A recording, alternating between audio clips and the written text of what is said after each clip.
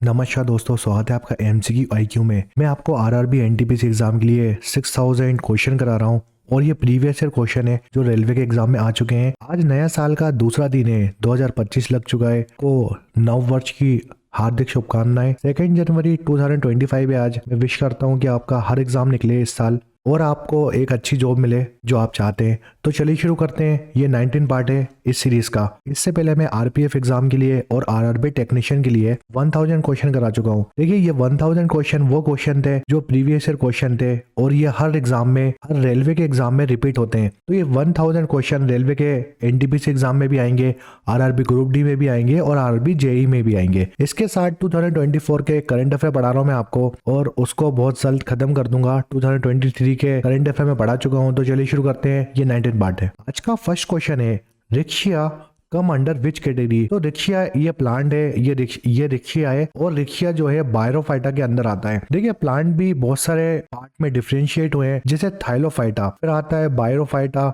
ये बहुत सारे पार्ट हैं प्लांट्स के। अब कुछ ऐसे प्लांट बॉडी हैं जो डिफरेंशिएट नहीं करते दूसरे प्लांट बॉडी में, उनको हम थायरोफाइटा बोलते हैं। और कुछ प्लांट बॉडी ऐसी हैं जो डिफरेंशिएट करती हैं, उसमें भी बायरोफाइटा आता है और भी चीजें आती हैं। मगर जो इंपॉर्टेंट क्वेश्चन है वो देखिए, ऐसा कौन सा प्लांट का टाइप है जिसमें जो सीड्स होते हैं वो नेकेड होते हैं। तो नेक्ड सीड होते हैं जिम्नोस्पर्म में। जिम्नोस्पर्म में एक ही पहला क्वेश्चन हो गया। जिम्नोस्पर्म में नेक्ड सीड होते हैं। इससे पहले मैं बता चुका हूँ, पहले लेक्चर जो पढ़ा चुका हूँ उसमें ये हम डिस्कस कर चुके हैं। तो नेक्ड सीड की बात करेगा तो वो जिम्नोस्पर्म आएगा। अगर क्वेश्चन आता है ऐसे कौन सा प्लांट का टाइप है जो सीड्स प्रोड्यूस नहीं करता, इसमें कोई भी सीड्स प्रोड्यूस नहीं होते, तो टेरिडोफाइटा उसको बोलते हैं हम। ये 2 क्वेश्चन बनते हैं एग्जाम में और ये बहुत आते हैं। बायरोफाइटा से भी क्वेश्चन आता है, ये पहले वाले लेक्चर में बता चुका हूं मैं। नेक्स्ट क्वेश्चन है, the Audible range of sound for human being is from dash. मनुष्य के लिए ध्वनि की श्रव्य सीमा डैश तक होती है। देखिए, जब भी साउंड की बात आती है तो बहुत सारे क्वेश्चन बनते हैं साउंड से रिलेटेड। पहला क्वेश्चन ये बनता है कि ये कौन से टाइप की वेव्स होती हैं। तो ये लॉन्गिट्यूडनल वेव्स होती हैं। साउंड वेव्स जो होती है हमारी लॉन्गिट्यूडनल वेव्स होती है। काफी इंपॉर्टेंट क्वेश्चन है। और दूसरी बात ये होती है कि साउंड जो प्रोड्यूस होता है ना, वो वाइब्रेशन की वजह से होता है। अगर वाइब्रेशन नहीं होगा तो साउंड प्रोड्यूस नहीं होगा। ये दूसरा क्वेश्चन है कि साउंड में वाइब्रेशन जरूरी है कि नहीं। तो साउंड में वाइब्रेशन जरूरी है, उसके बाद ही साउंड प्रोड्यूस होता है, वरना आपको साउंड सुनाई नहीं देगा। फिर एक बात करते हैं कि कौन से मीडियम में जो साउंड का प्रोपोगेशन है वो फास्टर होता है। मतलब कौन से मीडियम में साउंड सबसे ज्यादा तेज सुनाई देता है या वर्क करता है साउंड। तो सॉलिड हो गया, सॉलिड होता है एक हमारा, लिक्विड होता है और गैस होता है। ये 3 फॉर्म होते हैं, ये 3 मीडियम होते हैं। तो सबसे ज्यादा तेज साउंड किसमें काम करता है? सॉलिड में। सॉलिड में सबसे ज्यादा साउंड आपको सुनाई देगा, उसके बाद लिक्विड में, उसके बाद आता है गैस। तो ये मीडियम याद रखो। सबसे ज्यादा फास्टर जो साउंड होता है वो सॉलिड स्टेट में मिलेगा आपको, फिर लिक्विड स्टेट में, फिर गैसियस स्टेट में। फिर बात करते हैं पिच की। पिच मतलब क्या होता है? जो हमारा साउंड होता है, आवाज होती है, उसका उतार चढ़ाव क्या होता है। तो अगर किसी की पिच ज्यादा है यानी उसकी फ्रीक्वेंसी ज्यादा है। आपने देखा होगा जिसकी बहुत पतली आवाज होती है, कुछ लड़कियों की बहुत पतली आवाज होती है, तो उसकी फ्रीक्वेंसी बहुत होती है, मतलब वो दूर तक उनकी आवाज सुनाई देती है। अगर किसी की पिच ज्यादा है यानी पतली आवाज है तो उनकी फ्रीक्वेंसी ज्यादा होगी, वो बहुत दूर तक सुनाई देगी। इसका मतलब क्या है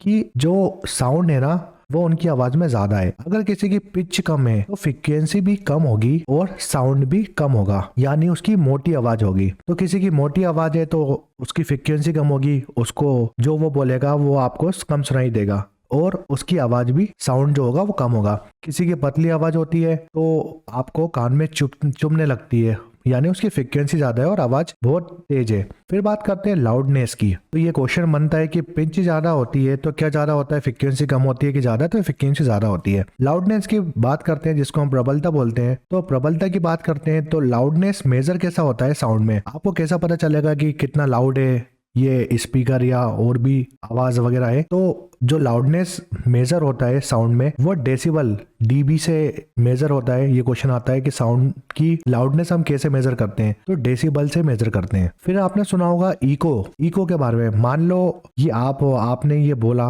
और यहाँ पर दीवार है, एक वॉल है, तो आपकी आवाज वॉल से टच होके कितनी देर में आपको सुनाई देगी? ये होती इको। तो मिनिमम डिस्टेंस कितनी होना चाहिए ई को सुनाई देने के लिए? तो मिनिमम डिस्टेंस होती है ई को सुनने के लिए, वो होती है 17.2 मीटर। इतनी डिस्टेंस होना चाहिए जब आपको ई को सुनाई देगी आपकी। जो आपने पहाड़ों में आवाज सुनी होगी आपने, जिससे आवाज गूंजती है, वो यही बोलते हैं। तो ईको का फॉर्मूला याद रखो आप। एक तो याद रखो मिनिमम डिस्टेंस कितनी चाहिए, ये डायरेक्ट क्वेश्चन आता है, काफी इंपॉर्टेंट क्वेश्चन है। 7.2 या 17 मीटर ये आता है। फॉर्मूले की बात करते हैं इको की, तो वो एस इजिकल टू 2d/t होता है। डी मतलब होता है डिस्टेंस, टी मतलब होता है टाइम ट्रेवल और एस मतलब होता है स्पीड। तो इसका फॉर्मूला भी याद रखो, काफी इंपॉर्टेंट क्वेश्चन है। नेक्स्ट क्वेश्चन है bronze is an alloy of. कांसा एक मिश्र धातु है। तो देखिए कांसा बनता है दो चीज मिलाकर, एक कॉपर और टिन को मिलाकर कांसा बनता है। अगर मैं कॉपर की बात करता हूं तो कॉपर की बहुत सारी ओर्स हैं जिससे क्वेश्चन आता है। तो कॉपर की ओर देख लेते हैं हम। तो पहली तो कॉपर की ओर जो बहुत आती है एग्जाम में, इसका नाम है कॉपर ग्लैंस। कॉपर ग्लैंस हो गई, कॉपर क्यूपरेट हो गई, कॉपर पायरेट हो गई। ये एक बहुत इंपॉर्टेंट क्वेश्चन है। कॉपर पायरेट किसकी ओर है? तो वो है कॉपर की। फिर बात करते हैं मेलासिट। मेलासिट और हो गई चालकोलाइट। चालकोलाइट और मेलासिट और कॉपर ग्लैंस, कॉपर पेराइट, ये सब कॉपर की ओर है। अगर मैं टिन की ओर की बात करता हूँ तो इसकी एक काफी फेमस ओर है कैसीटेराइट।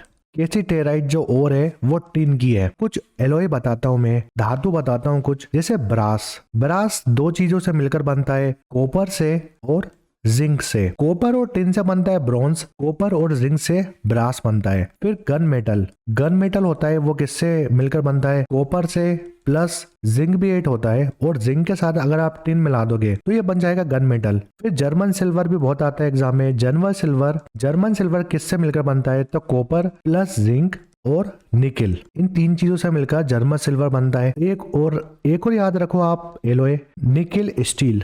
जो निकिल स्टील होता है वो आयरन से मिलकर और निकिल से मिलकर बनता है। तो ये कुछ एलॉय हैं जो एग्जाम में आते हैं। नेक्स्ट क्वेश्चन है what is the value of G. G का क्या मान है? तो जी की वैल्यू एग्जाम में आती है 6.673 इंटू 10⁻11 nm स्क्वायर kg -2। ये वैल्यू याद रखो, एग्जाम में डायरेक्ट आती है। अब ये क्वेश्चन काफी इंपॉर्टेंट है। Two bones can be connected to each other by the another type of connective tissue is called. दो हड्डियों को एक दूसरे प्रकार के संयोजिक उत्तरक द्वारा एक दूसरे से जोड़ा जाता है, जिसे हम डैश कहते हैं। देखो क्वेश्चन में क्या पूछा है, मान लो ये आपकी बोन है, ये एक हड्डी है और ये दूसरी हड्डी है। इन दोनों को जोड़ने के लिए क्या यूज करते हैं हम, और क्या यूज होता है? इन दोनों को जोड़ के क्या रखता है? इन दोनों को जोड़ के रखता है लिगामेंट। तो क्वेश्चन में ये पूछा है दो हड्डियों को जोड़ता कौन है? लिगामेंट जोड़ता है। और एक काफी इंपॉर्टेंट क्वेश्चन है। अगर क्वेश्चन आता है ये हमारी मसल्स हो गई, ये मसल्स है, मसल्स को और ये हड्डी को कौन जोड़ेगा? तो मसल्स और हड्डी को जोड़ेगा टेंडन। जो टेंडन है वो मसल्स को और हड्डी को जोड़ने का काम आता है, और दो हड्डियों को जोड़ने का काम आता है लिगामेंट का। लिगामेंट दो हड्डियों को जोड़ता है और एक मसल्स और बोन को जोड़ता है टेंडन। तो ये क्वेश्चन काफी इंपॉर्टेंट है और ये एग्जाम में बहुत आता है। अब एग्जाम में क्वेश्चन ये भी आ जाता है कि हमारे एडल्ट बॉडी में कितनी बोन्स होती हैं। तो देखो मैं आपको एक क्वेश्चन बताता हूँ। ये मदर का फीटस होता है, जो मदर होती है उसका फीटस होता है, और उसमें ये बच्चा होता है। मान लो ये बच्चा है, तो जब एक मदर के फीटस में बच्चा होता है ना, तो उसमें कितनी बोन्स होती हैं? तो ये बच्चा है, इसमें कितनी बोन्स होंगी? इसमें 300 से लेकर 350 बोन्स होती हैं जब एक बच्चा मदर के फीटस में होता है। उसके बाद आफ्टर बर्थ जब वो पैदा हो जाता है, बॉडी में कितनी हड्डियां होती हैं पैदा होने के बाद? तो 270 हड्डियां होती हैं पैदा होने के बाद। बिफोर एडल्ट की बात करते हैं, एडल्ट होने से पहले कितनी हड्डियां बचती हैं? तो 208 हड्डियां हो जाती हैं। और जब एक व्यक्ति अडल्ट हो जाता है तो उसकी बॉडी में 206 हड्डियां बचती हैं। तो एग्जाम में क्वेश्चन आएगा कि जो बच्चे होते हैं, छोटे बच्चे होते हैं, उनकी बॉडी में कितनी हड्डियां होती हैं? तो 300 या 350 ऑप्शन आ सकता है। तो 300 हड्डियां होती हैं एक बच्चे में, लगभग 300 हड्डियां होती हैं और 300 ही ऑप्शन आता है। 300 हड्डियां होती है बच्चे में। फिर आफ्टर बर्थ बच्चे के जन्म होने के बाद 270 हड्डियां होती हैं। बच्चा एडल्ट होने से पहले 208 हड्डियां होती हैं, और एडल्ट हो जाता है तो 206 हड्डियां हो जाती है एक एडल्ट बॉडी में। तो ये क्वेश्चन याद रखो, ये भी आ जाता है। नेक्स्ट क्वेश्चन है the chemical formula of ferric oxide. Ferric oxide का रासायनिक सूत्र क्या है? तो फेरिक ऑक्साइड इसको बोलते हैं Fe2O3। नेक्स्ट क्वेश्चन है हु फॉर्मुलेटेड ग्रेविटेशनल कांस्टेंट। गुरुत्व आकर्षण स्थिरांक का प्रतिपादन किसने किया है? जो ग्रेविटेशनल कांस्टेंट होता है उसका फॉर्मूला किसने दिया था? हेनरी कैवेंडिश ने दिया था। नेक्स्ट क्वेश्चन है which is the largest muscle in human body. मानव शरीर की सबसे लंबी मांसपेशी कौन सी है? तो इससे बहुत सारे क्वेश्चन बनते हैं। देखिए मसल्स के बारे में बात करते हैं। एक ह्यूमन बॉडी में सबसे बड़ी मसल्स कौन सी होती है और सबसे छोटी मसल्स कौन सी होती है। ह्यूमन बॉडी की सबसे बड़ी मसल्स होती है जिसको हम ग्यूटरस मैक्सिमस बोलते हैं। ये सबसे बड़ी मसल्स है ह्यूमन बॉडी की। ग्यूटरस मैक्सिमस को हम बोलते हैं, एक और नाम से जानते हैं, बुटुक मसल्स भी बोलते हैं या ग्लूटमस मैक्सिमस। ये लार्जेस्ट मसल्स है, सबसे बड़ी मसल्स है एक ह्यूमन बॉडी की। स्मॉलेस्ट मसल, सबसे छोटी मसल्स है ह्यूमन बॉडी की, इसका नाम है स्टेपिडस मसल ह्यूमन बॉडी की सबसे छोटी मसल्स है और सबसे बड़ी मसल्स है ग्यूटमस मैक्सिमस या बटक मसल्स। लार्जेस्ट और स्ट्रॉन्गेस्ट बोन कौन सी है ह्यूमन बॉडी की? सबसे बड़ी और सबसे मजबूत बोन कौन सी है एक ह्यूमन बॉडी की? तो वो है फीमर बोन। कहाँ प्रेजेंट होती है? फीमर बोन प्रेजेंट होती है थाई में प्रेजेंट होती है ये बोन। अगर क्वेश्चन आता है स्मॉलेस्ट बोन कौन सी है बॉडी की, तो स्टेप्स लगाएंगे। स्टेप जो बोन होती है सबसे छोटी बोन होती है, सबसे छोटी हड्डी होती है और ये ईयर में प्रेजेंट होती है, कान में। नेक्स्ट क्वेश्चन है the sign of charge of electron, proton and neutron are respectively. Electron, proton और न्यूट्रॉन के आवेश के चिन्ह क्रमश डैश है। तो देखिए इलेक्ट्रॉन में कौन सा चार्ज होता है? इलेक्ट्रॉन में नेगेटिव चार्ज होता है, प्रोटॉन में पॉजिटिव चार्ज होता है और न्यूट्रॉन जो होता है उसमें जीरो चार्ज होता है, कोई भी चार्ज नहीं होता। नेगेटिव चार्ज होता है इलेक्ट्रॉन में, प्रोटॉन में पॉजिटिव चार्ज और न्यूट्रॉन न्यूट्रल होता है। तो प्रोटॉन में पॉजिटिव चार्ज, पी से याद रखो, प्रोटॉन में पॉजिटिव चार्ज होता है। एन से याद रखो, जो न्यूट्रॉन होता है उसमें न्यूट्रल चार्ज होता है। क्या होता है? मान लो एक न्यूक्लियस है, ये न्यूक्लियस है और न्यूक्लियस में क्या प्रेजेंट होता है? ये हमारा न्यूक्लियस है। एक सेल्स के अंदर न्यूक्लियस प्रेजेंट होता है और न्यूक्लियस के अंदर को प्रोटॉन मिलते हैं और आपको न्यूट्रॉन मिलते हैं। और जो सेल्स होता है या कवच होता है उसके बाहर क्या होते हैं? इलेक्ट्रॉन होते हैं। ये हमारे इलेक्ट्रॉन है। तो प्रोटॉन और न्यूट्रॉन अंदर होते हैं न्यूक्लियस में और बाहर क्या मिलते हैं? आपको इलेक्ट्रॉन मिलते हैं। नेक्स्ट क्वेश्चन है name the male reproductive organ of flower. फूल के नर प्रजनन अंग का नाम बताओ। और ये काफी इंपॉर्टेंट क्वेश्चन है। देखिए जो फ्लावर होता है उसमें एक फीमेल रिप्रोडक्टिव ऑर्गन होता है और एक मेल रिप्रोडक्टिव ऑर्गन होता है और इससे हर बार क्वेश्चन आता है। तो ये फ्लावर है, और फ्लावर में आपको फीमेल बॉडी पार्ट मिलेगा और इसका एक मेल बॉडी पार्ट मिलेगा फ्लावर का। जो फीमेल बॉडी पार्ट है जिसको हम पिस्टल बोलते हैं, इसमें स्टिग्मा, स्टाइल, ओवरी और ओव्यूल्स मिलते हैं। तो एक फीमेल बॉडी पार्ट में पिस्टिल, स्टिग्मा, स्टाइल, ओवरी, ये 4-5 पार्ट होते हैं फीमेल बॉडी पार्ट के। और अगर मेन की बात करते हैं, स्टेमिन बोलते हैं जिसको, इसमें एंथर, फिलामेंट, ये 2 पार्ट होते हैं एक फीमेल या मेल बॉडी पार्ट में। तो स्टेमिन जो मेल बॉडी पार्ट है, एंथर होता है और फिलामेंट होता है। तो ये जो 3 पार्ट हैं वो मेल के पार्ट हो गए, फीमेल मेल बॉडी पार्ट के।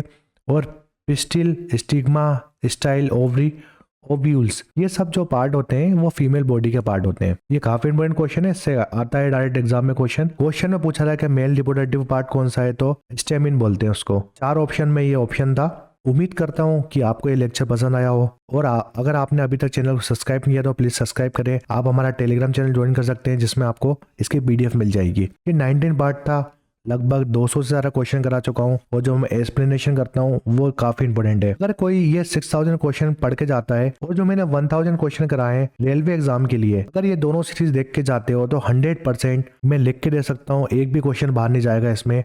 आप कोई भी रेलवे का एग्जाम दीजिए। रेलवे बहुत सारे एग्जाम कंडक्ट कराता है, ग्रुप डी हो गया, RRB JEE, NTPC, RRB, RPF, technician. अगर रेलवे का कोई भी एग्जाम देते हैं आप, और मेरे ये 1000 क्वेश्चन जो मैं पहले करा चुका हूँ जिसके 33 लेक्चर हैं, और ये 6000 क्वेश्चन जो मैं अभी करा रहा हूँ, उससे एक भी क्वेश्चन बाहर नहीं जाएगा।